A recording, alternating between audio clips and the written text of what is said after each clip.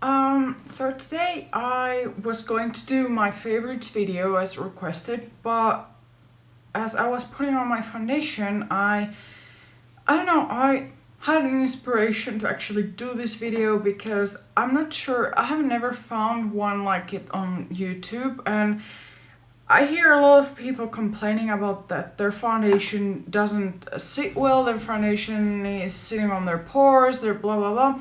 And yeah, I agree. I mean, not all foundations do suit every skin types, that's for sure. And even though you might buy a foundation that's for dry skin and you have dry skin, it might not fit you. That's completely fine. But over the years, I have found that it can also be bottled down. Ooh, muffin is flying around, sorry. It can be like bottled down or pinpointed to the actual technique that you use to apply the foundation.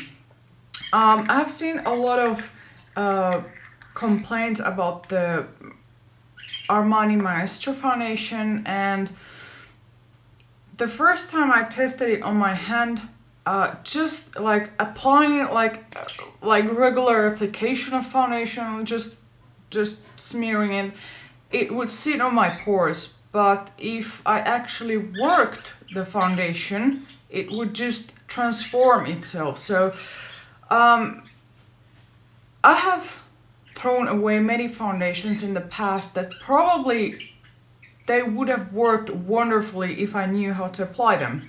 So the reason why I'm doing this is because I re-got the NARS Firming Foundation in Siberia, which unfortunately is discontinued.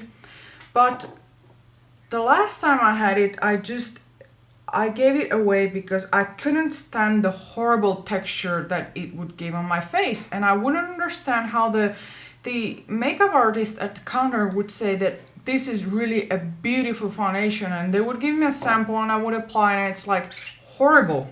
Let me show you what I mean by horrible. Do you see that lumpy texture? And sorry again for the nails, I haven't had time to redo them. Do you see how horrible it looks? It's like a clumpy mess, and I'm rubbing it and it makes like tiny balls. It's like pure horror in a foundation. I would be horrified to apply this, yet this is on my face. And that's that's normal application, how it would look like, and this is when I've actually worked it on my face. So I don't know, no clumps, no sitting in the pores, nothing. And actually I was trying it half of my face with normal application and half of my face with the technique, and it was such a difference. I was mind blown because suddenly I could understand why this foundation is so great. So let me start by saying that many foundations do need a certain warming up before you apply them on your face. So if you apply it a bit on the back of your hand and you start working it on the back of your hand before applying it to your face, it will even out the temperature with your skin, and that will allow it to blend in better. Secondly, everybody has pores and hair on their face. You might not see your hairs, but you have tiny peach fuzz on your face. So what you should do, because many times the problem is that it looks cakey because it's sitting on those micro hairs, so it makes it look like horrible. So actually what you should do is, with your fingers clean, you should go and really rub it in. Like, you start first by blending in, like extending in. At this stage the foundation is horrible, and then you start by pushing it inside and then smoothing it and pushing it, smoothing it. It's like working with, if you've ever made bread, you're working the paste. It's exactly the same thing that you're doing with the foundation on your skin. Now, some foundations don't require that. Some are just... Why are you talking with me? Seriously. You're not the one on the camera. I'm the one that's filming, not you. I don't know. He believes that he has something to say to you guys. So, yeah.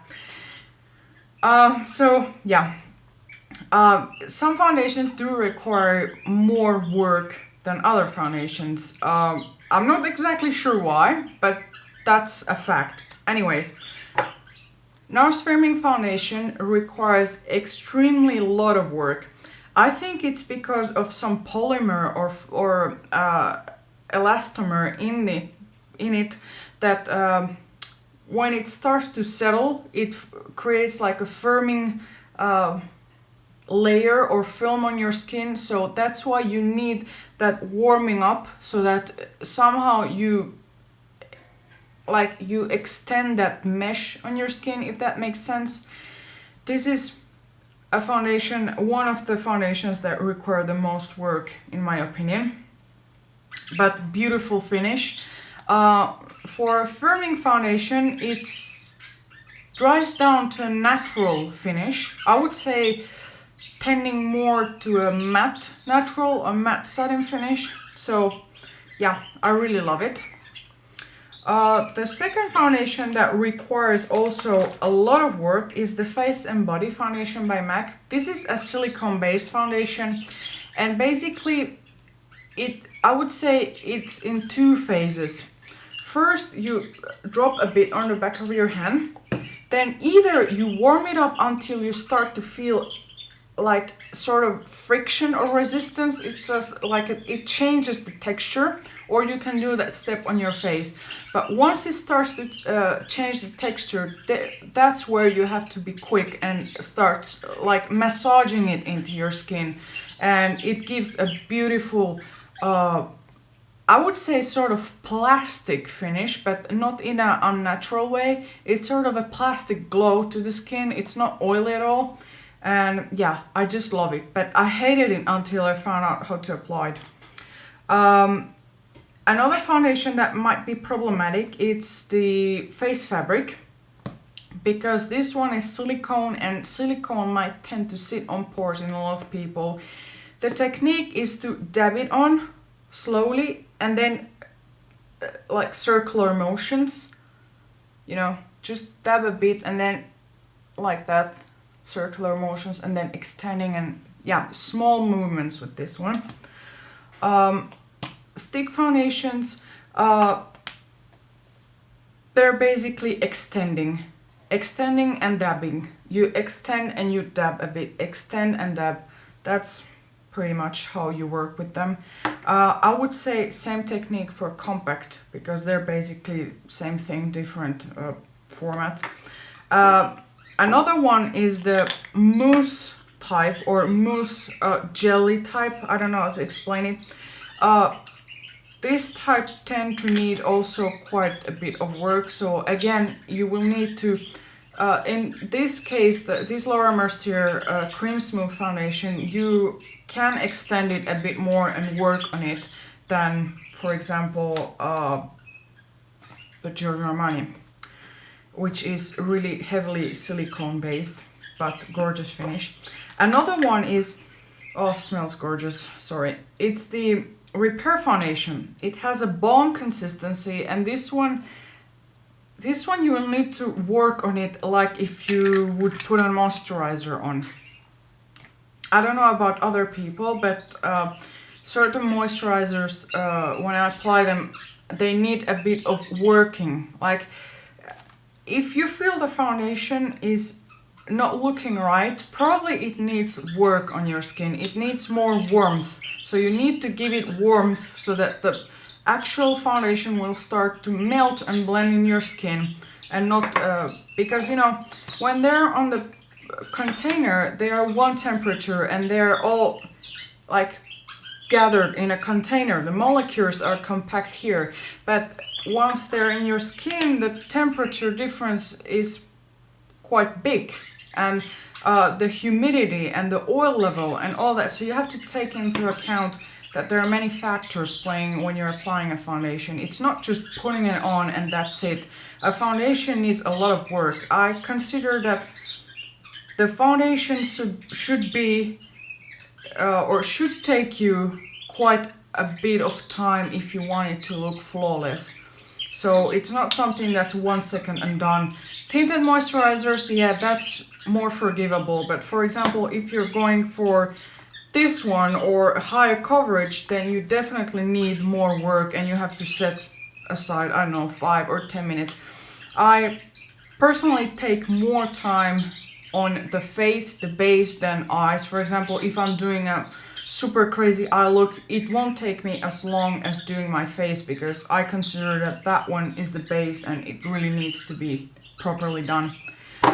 Another foundation that I would like to talk about, is the Armani Lasting Silk UV foundation.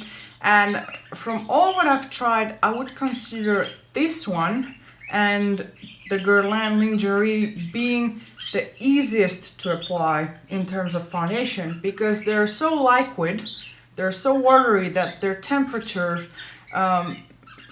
adapt to your skin much quicker, and they don't need extra warmth to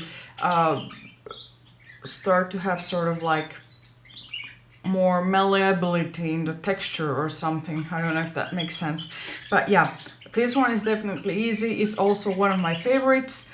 Not because it's easy, but because the color match is great.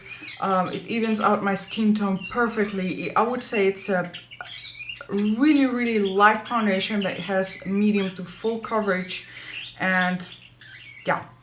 But anyways, it's all about picking a foundation that you think it's nice and learning how to make it work in your skin. It's not because at the first run it doesn't work that it's gone. You might have to try with different techniques, different brushes. For example, the Guerlain Lingerie foundation adores stippling brushes. With my fingers, it doesn't come out as nice as with stippling brush. Neither with foundation brush. It needs a stippling brush. For example, this foundation, the Bobbi Brown Extra Repair, comes horrible when you're applying it with foundation brush. It's much better when you're applying it with fingers.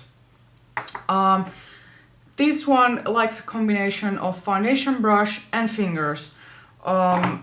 This one only fingers, as well as this one, both just fingers. This one you can go with like a Shiseido foundation brush. I'm not sure if you know which one it is, but they're pretty dense. They're like if they would be a powder brush, but much more dense and synthetic bristles, and it's like flat top, so you can buff it in. This one likes buffing. This one is pretty forgivable, but it likes fingers and a bit of stippling brush. So yeah, the consistency, what it's made of, how your skin is, everything will affect how your foundation will need to be applied. It's not one rule or one size fits all. It's pretty much learning to be your own artist when applying the foundation. I personally think that there are really few foundations that are horrendous and impossible to use. I have learned with the years that lesson because sometimes the color match was so great. I just, like with this one, I just love the color. I adore it. So that's why I gave it a second chance and I put work into applying it. So also, if you're someone who doesn't want to put any work into applying their foundation, then yeah, you should seek one that doesn't need any work. But I personally think that those that need work deliver the nicest canvas or results, because you're really blending it with your skin. But yeah, anyways, I hope this was helpful. I could make a talk about powder foundations and their applications if you're interested in that. I will definitely do about shade correction and another video about texture correction if you wish, because those are also two other issues that might come or might be problematic when you have bought a foundation and the shade doesn't match, or you have the perfect tone but the not that quite right undertone, or yeah, or texture, you like it but it lacks something, you know, either it's too oily or too dry, or yeah. So I can make a video trying to give you some tips how to correct those things. And but yeah, these foundations are just a small assortment of my actual foundations. I just grabbed several that were really did strike me for being more complicated into applying and having really a wide range of textures. This one is super lightweight, this one is super thick, so yeah, and this one feels like powdery, and I don't know, this one feels like gooey once it starts to set, and this one feels like normal. But anyways, yeah, so if you like this video, then give it thumbs up and don't forget to subscribe. I hope I can add these kind of videos every day, or at least every other day now that I'm studying. And yeah, so anyways, take care and thank you very much for watching, and I hope you have a super great day. Bye bye!